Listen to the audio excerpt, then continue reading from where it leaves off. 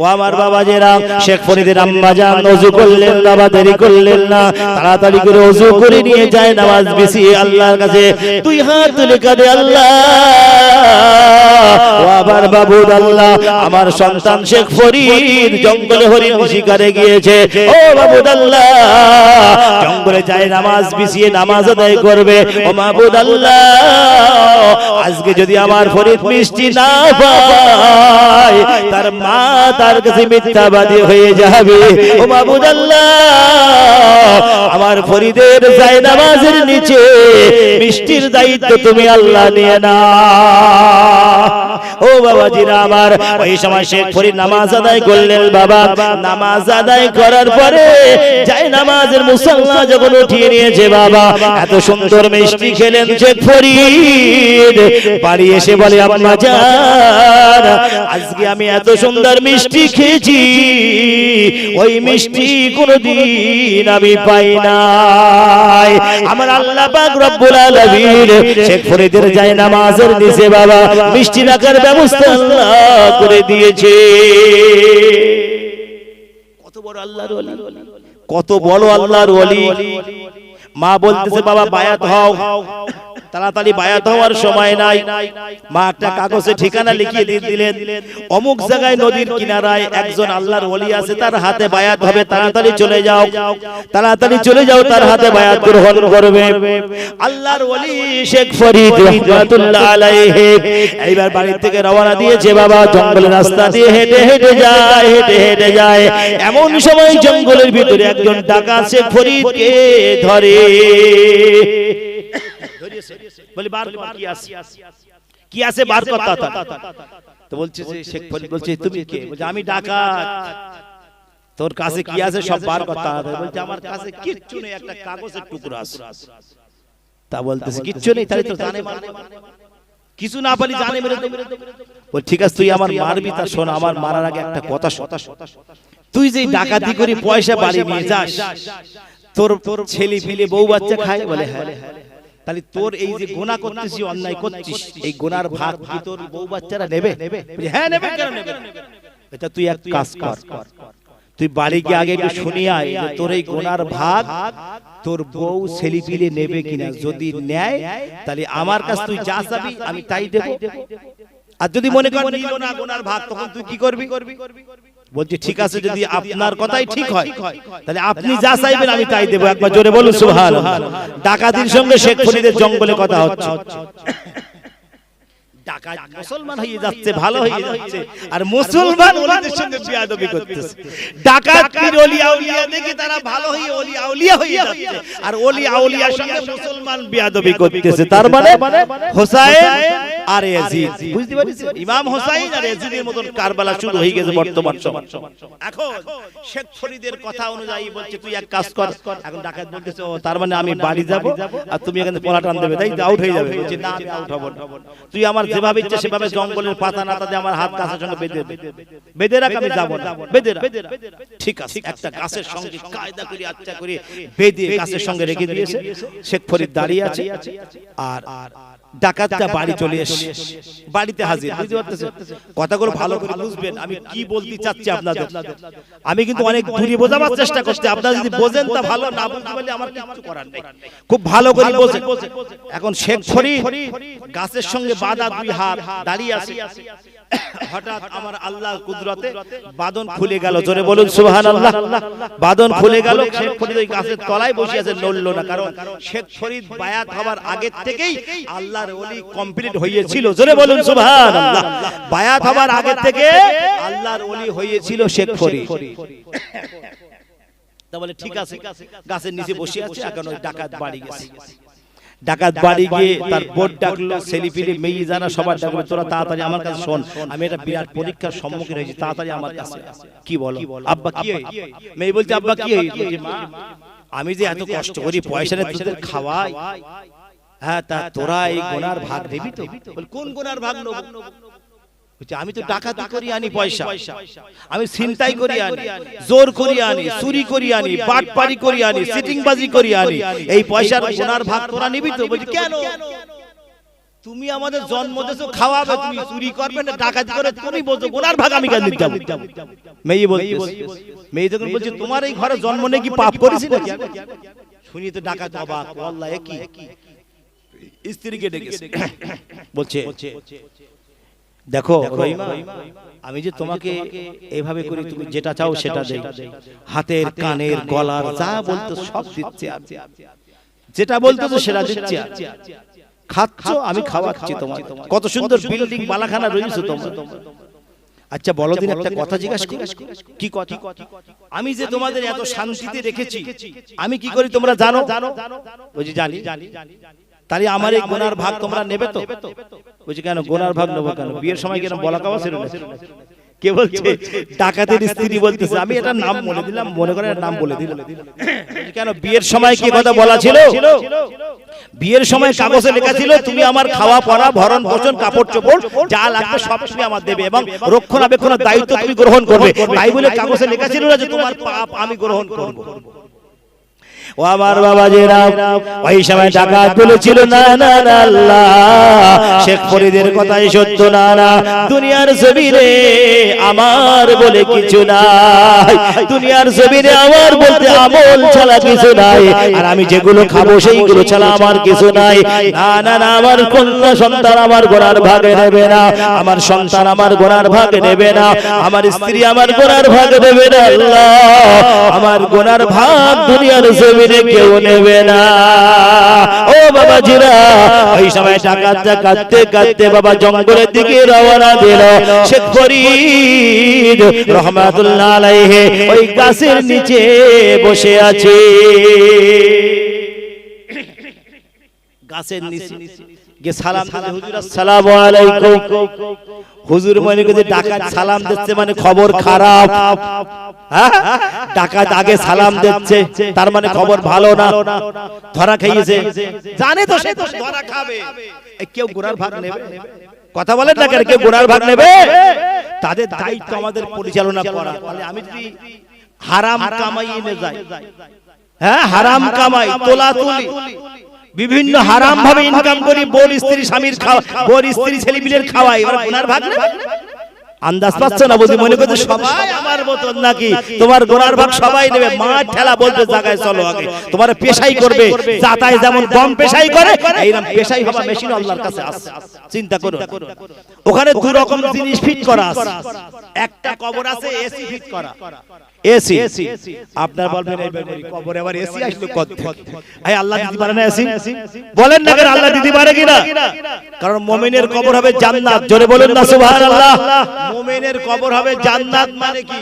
আমি দুনিয়ার সিস্টেমে বললাম, এসি থাকবে মানে এয়ার কন্ডিশন, একদম কবরে ঠান্ডা গরম রোদ, বুঝতে পেরেছেন? কোনো সমস্যা হবে না। কবরটা হবে বিরাট চওড়া, যতদূর নজর যাবে ততদূর কবর চওড়া হবে, সমস্যা নেই।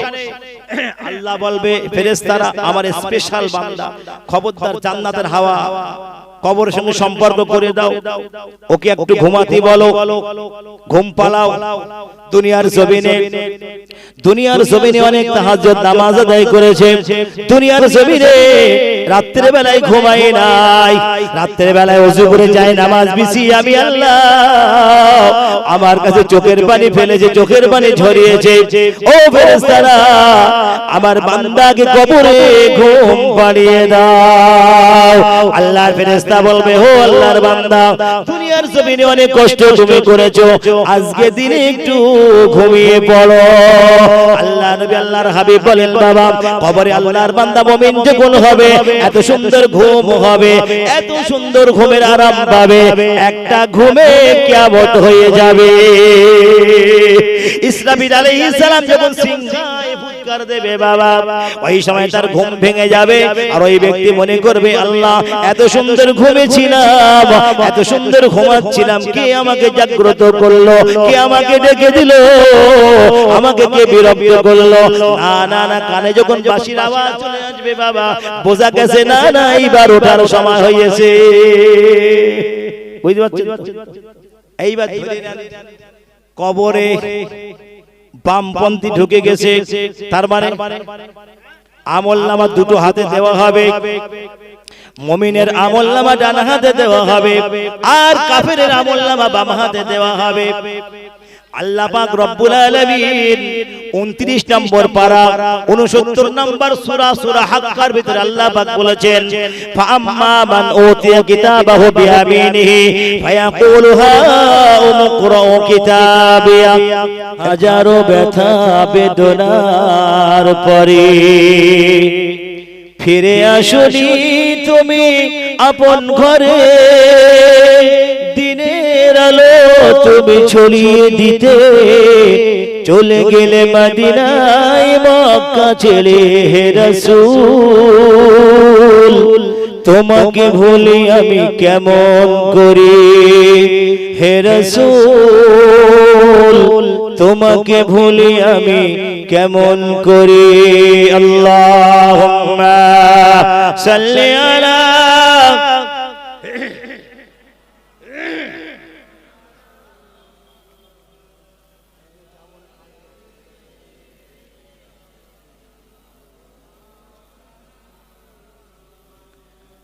হাজারো ব্যথা বেদনার পরে ফিরে আসনি তুমি আপন ঘরে, দিনের আলো তুমি ছড়িয়ে দিতে চলে গেলে মদিনায় মক্কা ছেড়ে। হে রাসূল তোমাকে ভুলি আমি কেমন করি। খে না খে দিল প্রচারের কাজে নিজেকে দিয়েছ বিলিয়ে, তায়েফের কাফেরেরা চিনল না সে আলো, দুষ্ট ছেলেদের পিছু দিল লেলিয়ে। পাথরের আঘাতে ক্ষত বিক্ষত হয়ে সারা শরীর থেকে রক্ত ঝরে। হে রাসূল তোমাকে ভুলি আমি কেমন করি। আল্লাহ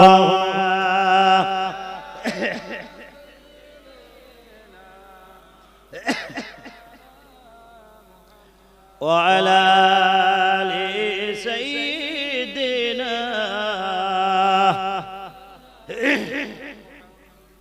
আমার ভাই বাবাজি গজল বলতে পারি তো সে এখন আর গজল হবে, পিছনে তো আওয়াজ হচ্ছে না। একটু আপনারা সঙ্গে থাকেন, আপনারা যদি সঙ্গে না থাকেন, আমি যদি একা শুধু জোরে জোরে বলি আর আপনারা কিছু যদি না বলেন তো আমার কষ্ট হবে। হ্যাঁ জোরে জোরে সেই পড়া যাবে না। তাকবীর তো বলতে কতদিন জোর হয় একবার দেখবো। তাকবীর দিয়ে আমি জলসা শুরু করব। নারায়ে তাকবীর, নারায়ে তাকবীর। মাশাআল্লাহ এইরকম হলি হবে ইনশাআল্লাহ, এইরকম হলি জলসা চলবে, সমস্যা নেই। আল্লাহ 1 ঘন্টা পার। আবার ভাই বাবাজিরা যে কথা বলছিলাম শেখ ফরিদের কথা, তাই তো বলবো। তার আগে একটু বলি নাই যে ওষুধ দিচ্ছিলাম না, ভিটামিন নাম্বার 2 দিচ্ছিলাম একটু না। 69 নম্বর সূরা 29 নম্বর পারা সূরা হাক্কা আল্লাহ বলছে, ফাআম্মা মান উতিয়া কিতাবাহু বিয়ামিনিহি ফায়াকুলু হা উকরাউ কিতাবিয়া। আমলনামা এখানে বলে ডান হাতে, আমলনামা দেবে ডান হাতে, এরা ডান ধারে যাবে। আর ডান হাতে যে আমলনামা পাবে একদম সবার সামনে হাসরবাসীর সামনে বলবে, ও হাসরবাসীরা দেখো আমি ডান হাতে আমলনামা পেয়েছি, তার মানে আমার খবর ভালো, আমি জান্নাতের দিকে যাব এক্ষুনি। একবার জোরে বলুন সুবহানাল্লাহ। আমি এক্ষুনি জান্নাতের দিকে যাব, আমলনামা ডান হাতে মানে ভালো, আমার সমস্যা নেই আমার কোনো। আর এইবার পরে বলতেছে আল্লাহ, ওয়া আম্মা মান উতিয়া কিতাবাহু বিশিমালিহি ফায়াকুলু ইয়া লাইতানি লাম উতা কিতাবিয়া ওয়ালাম আদরি মা হিসাবিয়া ইয়া লাইতাহা কানাতিল কাদিয়া মা আগনা আন্নি মালিয়া হালাকা আন্নি সুলতানিয়া। পরে আল্লাহ বলছে খুযুহু ফাগুল্লু। ওরে আল্লাহ রে, এই আয়াতে যে কি মারির কথা বলেছে আমি আপনাদের বলবো। এই পরে আয়াতে কি বলেছে আল্লাহ, খুযুহু ফাগুল্লু, ধর ধর বেরি পড়ায়, হাতে বেরি পড়া, পায়ে বেরি পড়া, গলায় বেরি পড়া, 70 গজ লম্বা হবে।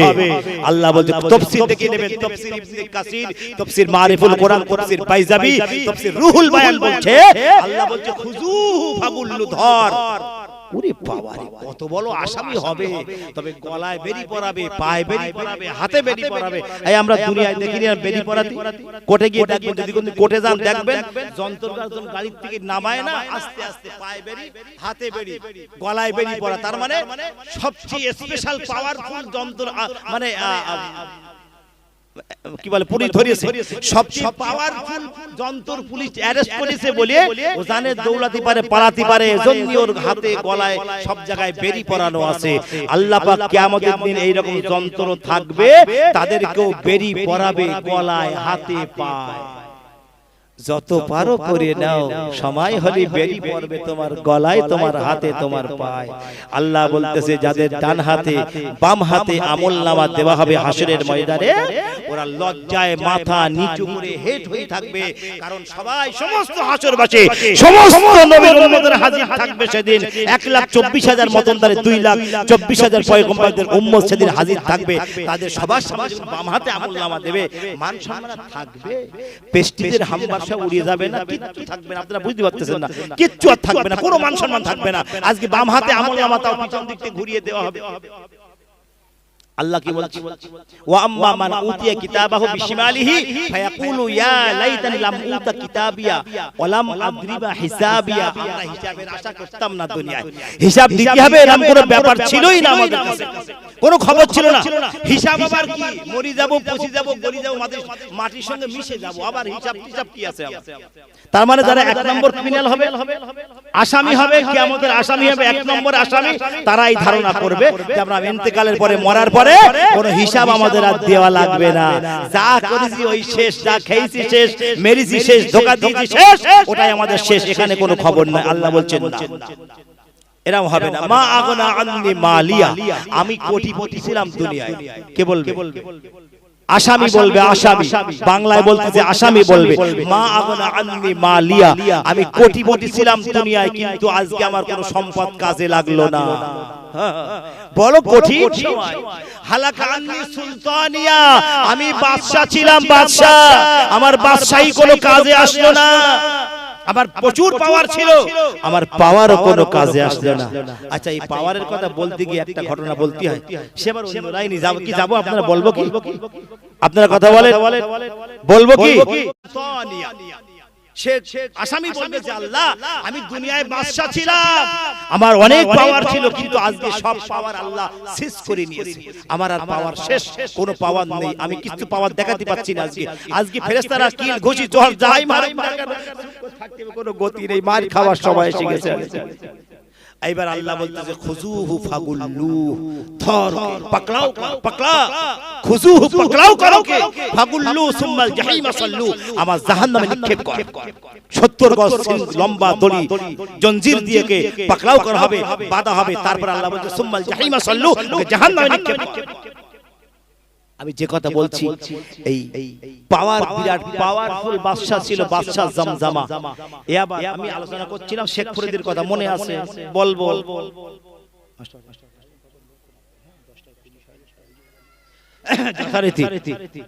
বাদশা জামজামা নবী মুসা আলাইহিস সালামের জামানার বাদশা ছিলেন।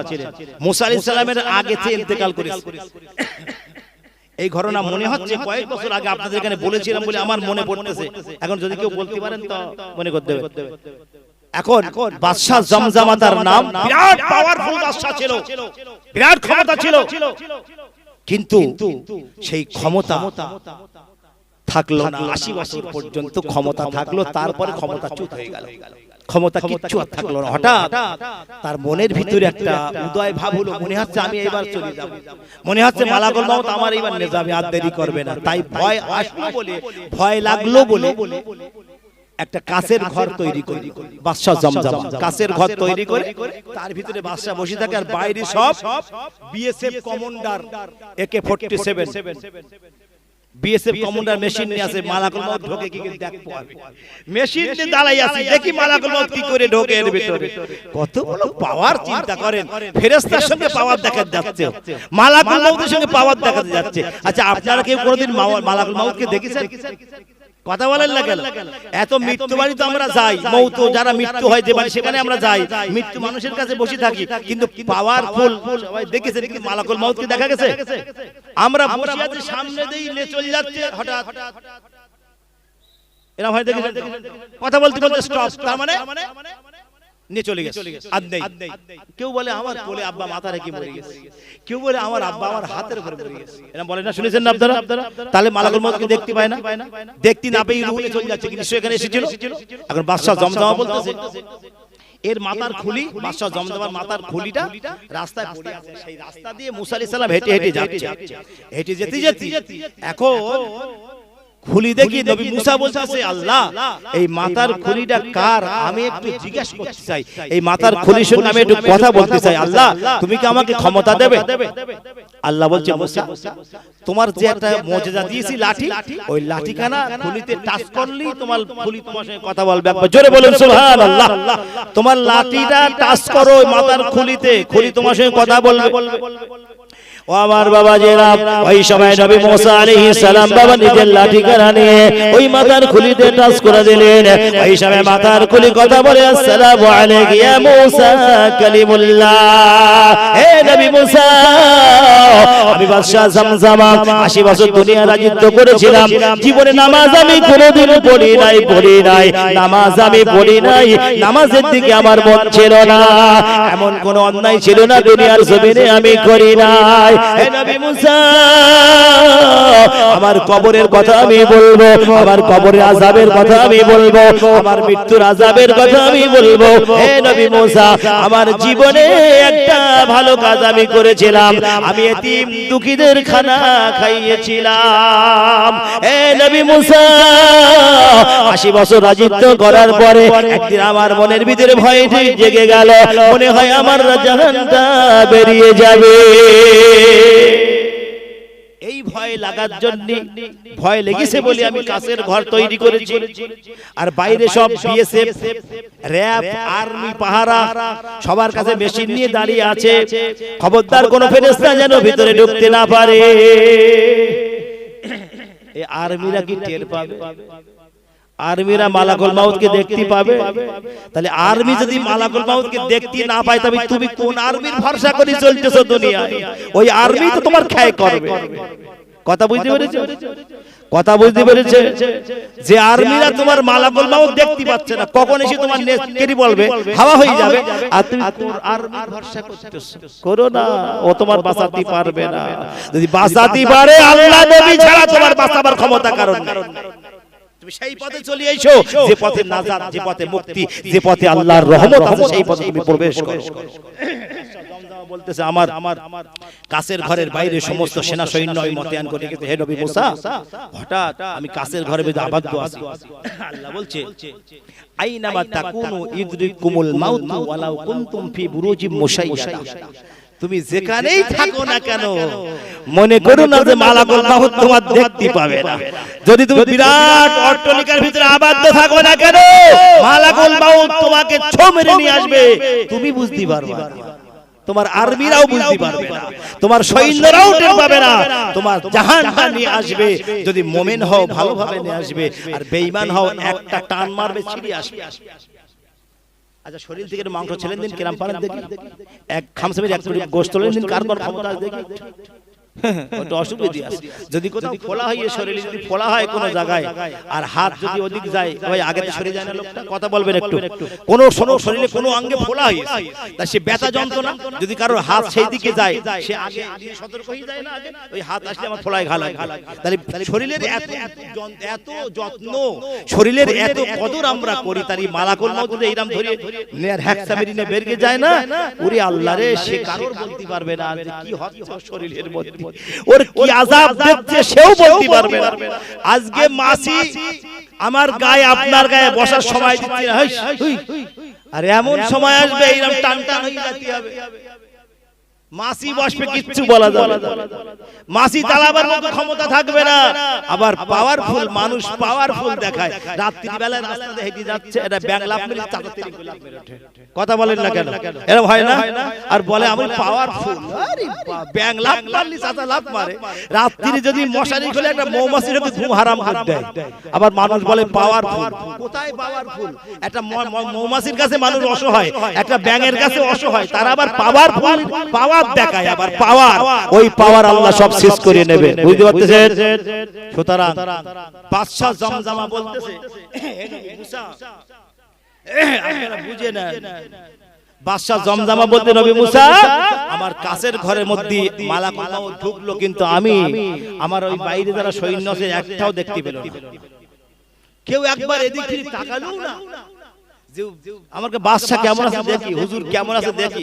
ওরা দেখতে যদি লোকজন আসে তা কেউ আসে তো গুলি মারবো, কেউ যদি আসে গুলি করবে, কারো দেখতে পাচ্ছে না। ঢুকলো কে ঢুকিয়ে জানে, ওরা সব গোল হয়ে দাঁড়িয়ে আছে। ওই সময় বাদশা জমজমা বলেছিল, হে নবী মুসা, এমন সময় আমার কাছের ঘরের ভিতরে মালাকুল মউত হাজির হয়ে গেল। হে নবী মুসা, আমি জমিনে শুয়ে পড়লাম, আমাকে কষ্ট দিয়ে আমার রূহটা বার করে নিল। হে নবী মুসা, জাহান্নামের থেকে কিছু দুর্গন্ধ নিয়ে আমার সামনে হাজির হয়ে যায়।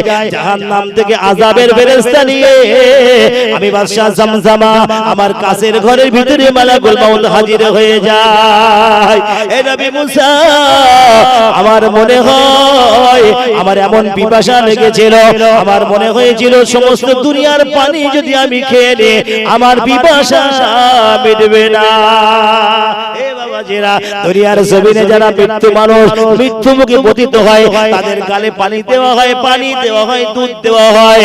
ওই দুধগুলো অনেক সময় ভিতরে যায় না, পানিগুলো ভিতরে যায় না, কিছু যায়, কিছু ব্যাগে চলে আসে। লক্ষ্য করবেন, তার মানে আল্লাহ পাক রব্বুল আলামিন ওর নসিবে যা রিজিক রেখেছিল বাবা, ওই রিজিকগুলো সব খাওয়া হয়ে গেছে, এক টোপ পানি আর ভিতরে যাবে না।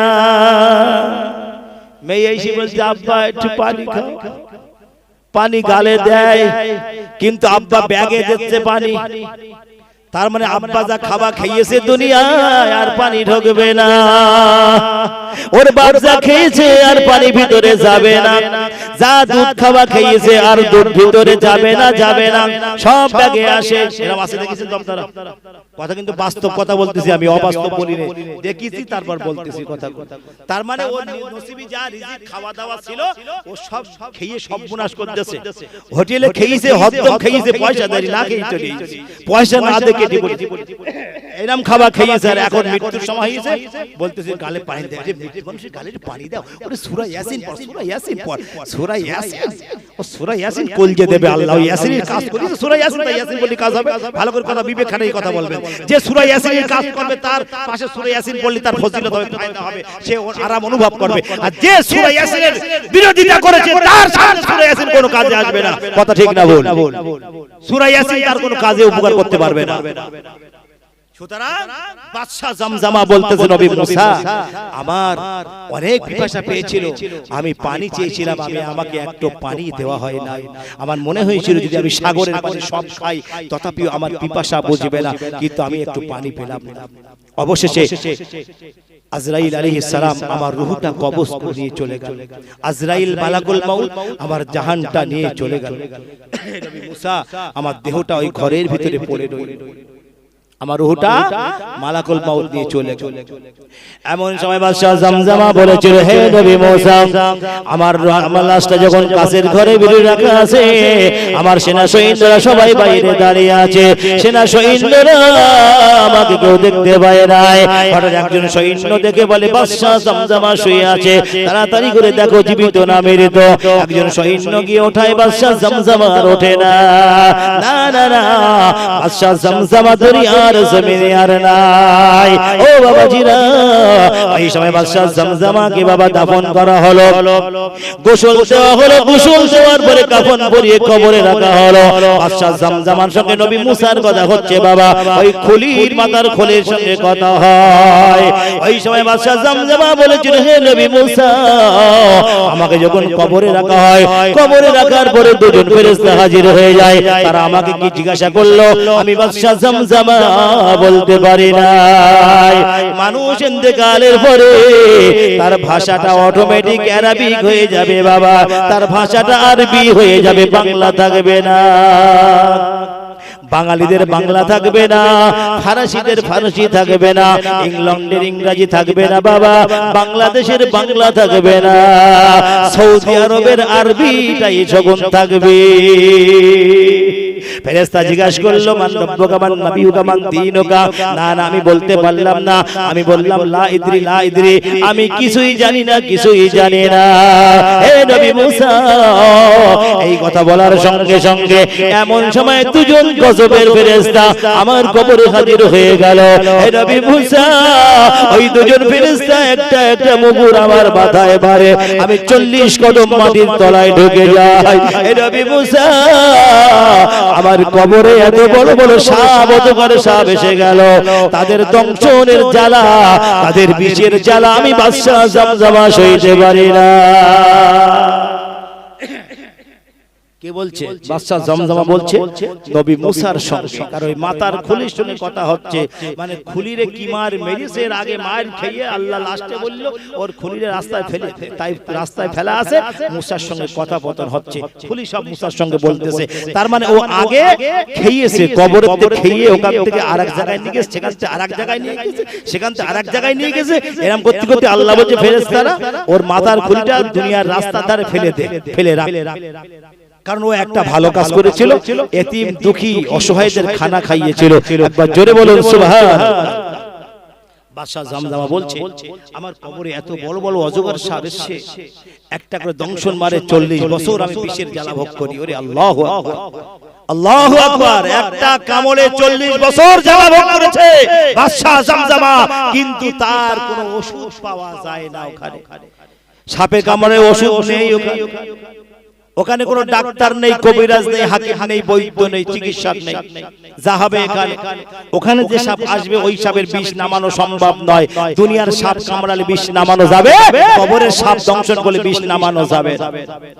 ও আমার বাবাজিরা, ওই সময় বাদশা জামজামা বলেছিল হে নবী মুসা, আমাকে যখন কবরে একটা অজগর সাপ কামড় দেয়, আমি বাদশা জামজামা 40 বছর ওই সাপের বিষ আমি বুঝতে পারি, 40 বছর ধরে আমি ওই আযাব ভুগতে থাকি। হে নবী মুসা, আমার কবরের ভিতরে এবার সাপ বিচ্ছু চেলাগুলো চলে আসলো, আমি বাদশা জামজামা আরো বেশি আমি কষ্ট পেতে লাগলাম। আমি আবার আল্লাহকে বলি রব্বি গফির ওয়ারহাম ওয়া আনতা খায়রুর রাহিমিন। আল্লাহ পাক রব্বুল আলামিন বলেছিল বাদশা জামজামা, দুনিয়ার জমিনে আমার সঙ্গে যেমন ব্যবহার করেছিলে, আমার নবীর সঙ্গে যেমন ব্যবহার করেছিলে, আমি আল্লাহ তোমার সঙ্গে সেই রকম ব্যবহার করব। এইবার একদিন গায়েবী আওয়াজ আসে, আল্লাহ বলছে ফেরেশতারা বাদশা জামজামাকে নিয়ে আগুনের নদীতে নিয়ে যাও। ও বাবাজিরা, আল্লাহ পাক রব্বুল আলামিনের দরবারে আগুনের নদী আছে বাবা, ওই নদীতে যখন কোন মানুষকে ফেলা হবে তার চামড়াগুলো আগে পুড়ে যাবে, চামড়াগুলো আগে পুড়ে যাবে, চামড়া পোড়ার পরে এবার মাংসগুলো পোড়া শুরু হয়ে যাবে, কিন্তু না না না, মৃত্যু আসবে না, আসবে না। আমার আল্লাহ বলে লা ইয়ামুতু ফিহা ওয়ালা ইয়াহইয়া, না তোমার মৃত্যু আসবে না, দুনিয়ায় তোমাকে দ্বিতীয়বার পাঠানো হবে।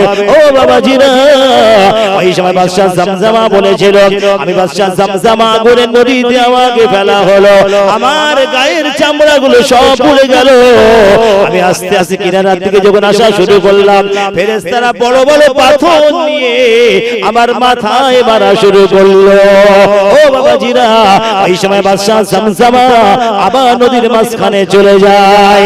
এইভাবে অনেক দিন অতিবাহিত হওয়ার পরে আমার আল্লাহ বলে ও আমার ফেরেশতারা, এইবার বাদশা জামজামাকে নিয়ে ওই আগুনের গাছের গায়ে বেঁধে দাও। আগুনের গাছ, আগুনের গাছ, আগুনের শিকলটা আগুনের, পাতাগুলো আগুনের, তার ছায়াগুলো আগুনের। ওই গাছের গায়ে বাদশা জামজামাকে নিয়ে বেঁধে দাও। ও আমার বাবাজেরা, ওই সময় বাদশা জামজামাকে নিয়ে আগুনের গাছের গায়ে বেঁধে দিল বাবা। গাছটা আগুনের, পাতাগুলো আগুনের, ছায়াটা আগুনের। বাদশা জামজামা আল্লাহ রাজাবার সইতে পারে না। বাদশা জামজামা বলেছিল, রব্বি গফির ওয়ারহাম আনতা খায়রুর রাহিমিন। রব্বুল আলামিন আল্লাহ, আমি বাদশা জামজামা সইতে পারি না। ও মাবুদ আল্লাহ, তোমার আযাব আমি আর সইতে পারি না। আল্লাহ বলে, বাদশা জামজামা, দুনিয়ার জমিনে আমার সঙ্গে যেমন ব্যবহার করেছিলে, আমার নবীর সঙ্গে যেমন ব্যবহার করেছিলে, আজ আমি আল্লাহ তোমার সঙ্গে ঠিক সেই রকম ব্যবহার করব। এই রকম জমজমা আমাদের সময় ভর্তি হয়ে রয়েছে এখন, কথা বলেন না? বাদশা জমজমার মতো বাদশা দুনিয়ার জমিনে এখন ভর্তি হয়ে আছে। আমি তাদেরকে বলতে চাই, এই রকম দশা তোমাদের হতে পারে। এখন ফিরে আসো, নাইলে কিন্তু সময় পাবে না। মালাকুল মউত হাজির হয়ে গেলে আর কিন্তু সময় পাবে না। এইবার বাদশা জমজমা বলতেছে, আগুনের গাছের গায়ে আমারে বেঁধে দিয়েছে, আমি আর সহ্য করতে পারছি না। আমার গায়ের চামড়া তো সব পুড়ে গেছে। ভাই, ভালো মানুষের চামড়া যদি পুড়ে যায় গায়ের, তা দেখতে পারবেন, দেখা যাবে, দেখার দৃশ্য থাকে তার। গায়ের চামড়া পুড়ে গেলে এমনি ভয়ানক অবস্থা হয়ে যায়, ভয় লাগবে দেখলে। একটা ভালো মানুষ যদি গায়ের চামড়া পুড়ে যায়, তাকে দেখতে গেলে ভয় লাগে। তাহলে এবার বলুন যে তখন তার কি দশা হবে কিয়ামতের ময়দানে, কঠিন মহাশরে। বাদশা জমজমা বলতেছে, আমার গায়ের চামড়া তো আর নেই, সব শেষ। আল্লাহ বলতেছে, তোর গায়ের চামড়া পুড়ে যাবে, তাই কি আবার নতুন চামড়ার সৃষ্টি করব আমি, নতুন চামড়া সৃষ্টি করব, যাতে তুই শাস্তির তীব্রতা বেশি করে অনুভব করতে পারিস। তোর গায়ে আমি নতুন চামড়া সৃষ্টি করব, কিন্তু তোর মৃত্যু আর হবে না। লা ইয়ামুতু ফিহা ওয়ালা ইয়াহইয়া, তোমার মৃত্যু হবে না এবং দ্বিতীয়বার তোমাকে দুনিয়ায় আর পাঠানো হবে না। এটাই তোমার শেষ টাইম। তুমি যা দুনিয়ায় শুনেছিলে, আলেম ওলামারা যে ওয়াজ করেছিল, সেটাই সত্য ছিল, কিন্তু তুমি সেটা মিথ্যা মনে করেছিলে। আল্লাহ পাক বলছেন সূরা মুলকের ভিতরে, ওয়াকালু লাউ কুননা নাসমাউ আও নাকিলু মা কুননা ফি আসহাবিস সাঈর, যদি আমরা শুনতাম, মানতাম, জানতাম, বুঝতাম, তাহলে সাঈরে নিক্ষেপ হতো না। জাহান্নামের দরজায় একজন ফেরেশতা বসে থাকবে, যার নাম মালিক। এই মালিক ফেরেশতার কাছে গিয়ে আল্লাহ যাদের জাহান্নামের ঠিকানা বানিয়ে দেবে, ওরা ছুটি গিয়ে ওই ফেরেশতার পায়ে ধরে বলবে, এ আল্লাহর ফেরেশতা মালিক, এই জাহান্নামের দরওয়ান মালিক, আমি দুনিয়ার জমিনে অনেক অন্যায় আমি করেছি, অনেক পাপ আমি করেছি, মানুষের প্রতি জুলুম আমি করেছিলাম, অত্যাচার আমি করেছিলাম, মানুষের মাল সম্পদ নষ্ট করে দিয়েছিলাম, মানুষকে ফাঁকি দিয়েছিলাম, ঠকিয়েছিলাম, ধোঁকা দিয়েছিলাম। হে আল্লাহর ফেরেশতা মালিক, আজকে আমাকে তুমি ক্ষমা করে দাও। ওই সময় মালিক ফেরেশতা বলবেন, আল্লাহর বান্দা, তোর জামানায় কি কোরআন ছিল না? তোর জামানায় কি নবী ছিল না? তোর জামানায় কি আলেম ওলামারা ছিল না? আল্লাহ পাক কোরআনে বলেছেন, ওয়াকালু লাউ কুননা নাসমাউ ওয়া নাকিলু মা কুননা ফি আসহাবিস সাঈর, যদি তারা বলবে আমরা জানতাম, বিবেক খাটাতাম, বিবেচনা করতাম, তাহলে আজকে জাহান্নামে আমাদের আসতে হতো না। ওই মালিক ফেরেশতা একটা লাথি মারবে বাবা, একটা ঝটকা লাথি মারবে, আর ওই লাথি দিয়ে জাহান্নামে ঢুকে যাবে। ও বাবাজিরা, বাদশা জমজমা বলেছিল, রব্বুল আলামিন আল্লাহ আমাকে maaf করে দেন, রব্বি গফির ওয়ারহাম ওয়া আনতা খায়রুর রাহিমিন। আল্লাহ পাক বলে, না না, হে বাদশা জমজমা, আমি আল্লাহ আমার সঙ্গে যেমন ব্যবহার দুনিয়ার জমিনে করেছিলে, আজ আমি আল্লাহ তোমার সঙ্গে সেই রকম ব্যবহার করব। আগুনের শিকল, আগুনের শিকল, আগুনের গাছ পাতাগুলো আগুনের, তার ছায়া হবে আগুনের। ও বাবাজিরা, গল্প করি না বাবা, নবী মুসা আলাইহিস সালামের জীবনী বললে বুঝতে পারবেন। আল্লাহ নবী মুসা আলাইহিস সালাম ঘটনাগুলো বলছেন। ওই সময় বাদশা জমজমা বলে, রব্বি গফির ওয়ারহাম ওয়া আনতা খায়রুর রাহিমিন। রব্বুল আলামিন আল্লাহ, আমি আর তোমার আযাব সইতে পারি না। ও মাবুদ আল্লাহ তুমি আমাকে maaf করে দাও, আল্লাহ আমাকে ক্ষমা করে দাও। ও বাবাজিরা জাহান্নামের আযাবের কথা বলে বাবা, ওই জাহান্নামে যদি কোনো মানুষ ঢুকে যায়, যতক্ষণ চিৎকার করুক না কেন, যত জোরে চিল্লামিল্লি করুক না কেন, আল্লাহ পাক রব্বুল আলামিন তাকে বার করবে না। এইবার আল্লাহ একদিন বলতেছে, ফেরেশতারা বাদশা জমজমে একটা ভালো কাজ করেছিল, একবার জোরে বলবেন না সুবহানাল্লাহ। একটা ভালো কাজ করেছিল, এতিম দুঃখীদের খানা খাইয়েছিল। তোমরা এক কাজ করো, ও লাশটা কবরে রাখো, আর মাথার খুলিটা তোমরা দুনিয়া এক রাস্তার ধারে ফেলে দাও। একবার জোরে বলুন সুবহানাল্লাহ। ও আমার বাবাজিরা, ওই সময় নবী মুসা আলাইহিস সালামের সঙ্গে যখন কথোপকথন হয় বাবা খোলের, আল্লাহ নবী মুসা বলে আমার চোখ দিয়ে পানি বার হয়ে যায়। নবী মুসা বলেছিল বাদশা জমজমা, বলো বলো আমার কাছে তুমি কি চাও? ওই সময় নবী মুসার কাছে বলেছিল বাদশা জমজমা, হে আল্লাহ নবী মুসা, আরেকটিবার দুনিয়ার জমিনে আমি আসতে চাই, আরেকটিবার যদি আল্লাহ আমাকে সুযোগ দেয়, আমি আল্লাহর নাম কোনোদিন ভুলবো না, নামাজ ছাড়া কিছু বুঝবো না, আমি ভালো কাজ ছাড়া কিছুই করব না। আল্লাহ পাকের নবী মুসা আলাইহিস সালাম সঙ্গে সঙ্গে আল্লাহর কাছে দুটো হাত দিয়ে বললেন, হে রব্বুল আলামিন আল্লাহ, বাদশা জমজমাকে আরেকটিবার দুনিয়ার জমিনে পাঠানো হোক। বাদশা জমজমাকে আল্লাহ পুনরায় দ্বিতীয়বার দুনিয়ায় পাঠিয়েছিল। একবার জোরে বলুন সুবহানাল্লাহ। দ্বিতীয়বার দুনিয়ায় পাঠিয়েছিল, কিন্তু নামাজ ছাড়া চলতো না, ঘরের বাইরে বার হতো না বাবা। আজকে যারা কবরে শুয়ে আছে, ওরা মনে করতেছে আল্লাহ যদি একটিবার দুনিয়ার জমিনে আমি যেতে পারতাম, আমি নামাজ ছাড়া কিছু জানতাম না, আমি নামাজ ছাড়া কিছু বুঝতাম না। ও বাবাজিরা, না না, আল্লাহ পাকের দরবারে সম্ভব নয়, আর আসা যাবে না, যাবে না। যারা ওই কবরস্থানে চলে যাবে বাবা, তারা কোনোদিন আর ফিরে আসবে না। তাহলে এইবার আলোচনা যাব, ঘটনাটা বুঝতে পেরেছেন? আমার কথা আপনারা বুঝতে পারছেন তো? একটু বলবেন, বুঝতে না পারলে বলবেন যে বুঝতে পারছি না। বুঝতে পেরেছেন? এখন যে কথা বলছিলাম, শেখ ফরিদের কথা আলোচনা করছিলাম। শেখ ফরিদ ওই ডাকাত, হুজুরের সোহবতে ডাকাত আল্লাহর ওলি হয়ে যাচ্ছে। একবার জোরে বলবেন না সুবহানাল্লাহ। আর আমাদের জামানায় কি হচ্ছে? ভালো মানুষ ডাকাত হয়ে যাচ্ছে। ডাকাত আল্লাহর ওলি হয়েছে, আর এখন ভালো মানুষ ডাকাত হয়ে যাচ্ছে। তার মানে উল্টো, সম্পূর্ণ উল্টো। ওই সময় শেখ ফরিদ বলেছিল, হে ডাকাত শোনো শোনো, তুমি তাড়াতাড়ি বাড়িতে চলে যাও, তোমার বাড়িতে যে তোমার বিবির সঙ্গে আলোচনা করো, তোমার সন্তানের সঙ্গে আলোচনা করো বাবা। সব আলোচনার পরে ওই ডাকাত বুঝতে পারলো আল্লাহ দুনিয়ার জমিনে আমার গুনার ভাগ কেউ নেবে না, আমার গুনার ভাগ আর কেউ দায়িত্ব নেবে না। ওই সময় ডাকাত চলে আসলো বাবা সিলিন্ডার হয়ে, না না না, যতদিন আমি ডাকাত থেকে ভালো মানুষ না হব, ততদিন পর্যন্ত আমি বাড়িতে ফিরব না। ওই সময় গিয়ে ডাকাত গিয়ে দেখে শেখ ফরিদ গাছের তলায় হাত খোলা অবস্থায় বসে আছে। ডাকাত এসে বলে, হুজুর আপনার হাত কে খুলে দিল? বলে, আমার আল্লাহ আমার হাত খুলে দিল। বলে, খবর কি? কে বল? শেখ ফরিদ, খবর কি? বলে, হুজুর আপনি যা বলেছেন অবশ্যই সত্য কথা, আমার গুনার ভাগ কেউ নেবে না।